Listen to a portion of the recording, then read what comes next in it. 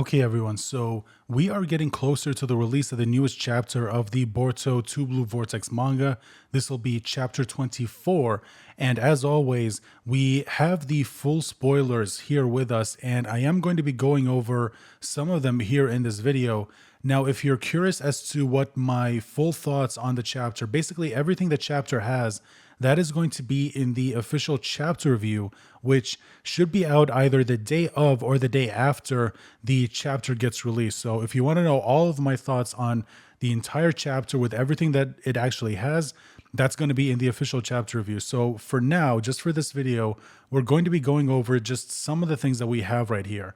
So let's go ahead and talk about this. So the first thing that I want to talk about is what we have at the beginning of the chapter, where we see the continuation of the conversation between Boruto and Kawaki on top of Naruto's Hokage Stone monument, where it's revealed that Boruto told Kawaki about the mission to the sand.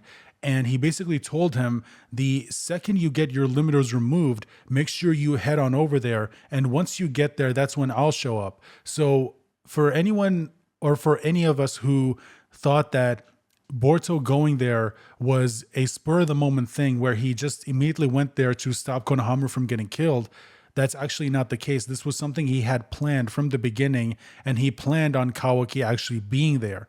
Now, one thing that Kawaki does respond with is basically say, even if I do show up and you and I team up against Jura, it's still very, very likely that he is going to end up killing us, because he basically got a glimpse of Jura's power for just a little bit, and he already knows that even if he and Boruto team up together, the guy is still way out of our league. So once again, the story confirming that Jura right now is just way too strong to be dealt with. Boruto and Kawaki in this chapter definitely do a good job fighting against him a little bit, but Jura is still way too strong. And again, if you've been paying attention to his fight with Boruto, and even in this chapter, his fight with Kawaki, you can tell that Jura is not actually trying. He is more interested in just learning about Boruto and Kawaki than he is about actually killing them. And even though that would actually be beneficial to him, he cares more about learning, which is in line with his character, with, everything we've been shown about him so far. But yeah, it's very clear that Jura, up until this point, has never actually tried in any of the fights that he's actually been in, either with Boruto or even in this chapter with Kawaki, which we will talk about in a minute. And Boruto also reveals that his plan essentially is to basically have Kawaki distract Jura for just a little bit so he can gather everyone and give them the best chance to get out of there before they get killed. That's essentially Boruto's plan going into this, is to just make sure that everyone survives, and he needed Kawaki's help to do it, but he knew that Kawaki, as he was at that point, was not going to be able to do anything, so he needed to have him go to Amado and get his limiters removed, which was a gamble, and Kashin Koji even admits that later on in the chapter, but it definitely did end up working out for them, but it very, very easily could have gone wrong. And then we get to the actual fight between Jura and Kawaki.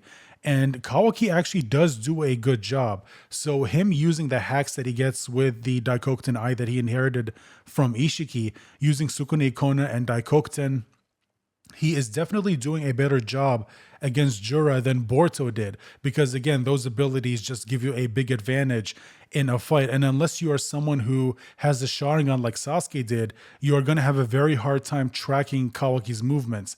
That's why, again, Jigen wanted to get rid of Sasuke, because even though he knew he could overpower Sasuke, he knew that Sasuke's ability to analyze his opponent's movements, his opponent's abilities in the middle of a fight, in combination with his Sharingan and his Rinnegan, made him a good match for Jigen with his abilities. He knew that the Sharingan could track his movements even if he shrunk himself down to an inch of a size. So that's why he wanted to get rid of Sasuke immediately, because he had counters to his abilities.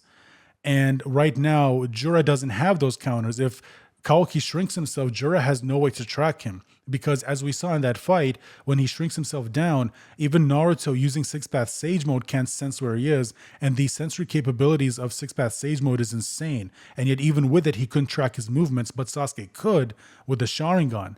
So now Kawaki is just kind of a bad match for anyone who essentially doesn't have an ability like the Sharingan. Now, remember, again, as it was confirmed earlier, even with these hacks, Kawaki still can't defeat Jura. He absolutely can't. Jura, if he wanted to, he could have killed them. Absolutely. Again, that gets confirmed in this chapter. And there is a moment where Kawaki does do a lot of damage to Jura, but again, every time the story cuts to Jura, you can tell just by the expression on his face that he is not worried about Kawaki at all. Everything Kawaki did to him, he is not worried in any way, shape, or form. He is still only focused on learning about Kawaki, learning about love. He wants to essentially know how Kawaki got this strong, and he's wondering if love was a motivator for Kawaki getting this strong. And he even asks him, is that the case? Because earlier with Himawari, when she saw Inojin get stabbed essentially by Jura, it caused her to go through this transformation that made her feel like a completely different person. And he's wondering if the same thing happened to Kawaki. But Kawaki, of course, isn't interested, tries to blow him up, and Jura just blocks his attack, and he summons the tree from the ground, and the tree heals him, and Jura is completely healed. So the foot that he lost from fighting Boruto, the eye that got destroyed by Kawaki, it's all back. All the damage Kawaki did in their small little fight earlier, it's all been healed. Jura is completely healed. He is fine. So they are definitely in trouble.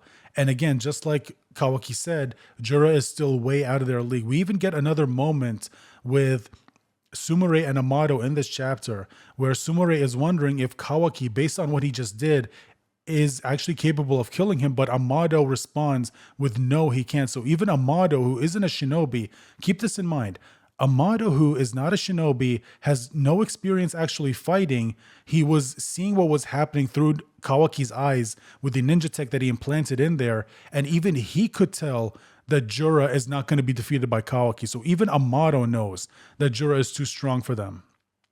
And just as the fight was seemingly about to continue, Boruto shows up and he basically tells Kawaki, okay, I did it. Everything is ready. It's time for us to go.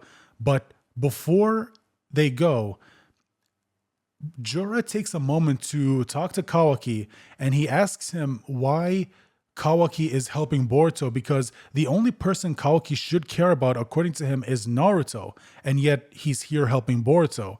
And he even tells Kawaki, he basically reveals to him that he is targeting Naruto, and he definitely plans to devour him. And that's what basically causes Kawaki to want to continue the fight before Boruto shows up and tells him it's time to go. But then right before they leave, he basically issues a threat to Jura, telling him that he is the one who is going to kill him. And then we get this actually pretty funny panel, or not even a panel, sorry. We get a page, just a whole page dedicated to Kawaki flipping off Jura. And I can tell this is a moment that is going to be memed by the entire Boruto fandom. You just know. There are already people memeing with Kawaki having him, flipping people off. And now it's officially in the chapter. And this is definitely not the first time we've seen this in a Naruto work. We saw it in the Naruto manga. So not really a big surprise to see it here in the Boruto manga. I was just surprised that they dedicated an entire page just to Kawaki flipping off Jura. I think that is actually funnier than Kawaki actually flipping someone off. Honestly, him flipping someone off is pretty much in character for him. So they do manage to get away. And then we get a moment between Kashin Koji and Ada where he reveals to Ada that Momushi is now going to be on the move and he is targeting her. He is targeting Ada, which we already knew. And Ada, of course, is, disgusted by it. She's a little bit worried, but this is definitely setting up a future conflict between Momushi and Damon, which that could be where we finally see Damon actually use his full power. I know a lot of people were probably expecting him to do that with either Boruto or Kawaki, but I think this actually makes a lot more sense for his character. We know he cares about his sister, and finding out that one of these awakened Shinju is now targeting her, this is actually a perfect moment for him to basically use his full power, for us to finally see Damon unleashed, basically not holding back anymore, to see what this guy actually can do. So then we get another moment between Hidari and Jura right at the very end of the chapter, but I'm going to save that for my official chapter review because it is pretty funny. And that's basically where I'm going to end it right here, guys. Like I said, I'm saving most of my thoughts for this chapter for the official chapter review. I just talked about the things that stood out to me the most that I really want to talk about right here in this video.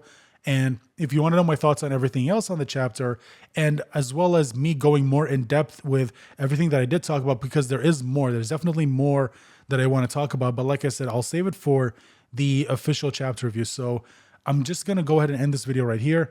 If you watched up until this point, thank you so much. I really do appreciate it.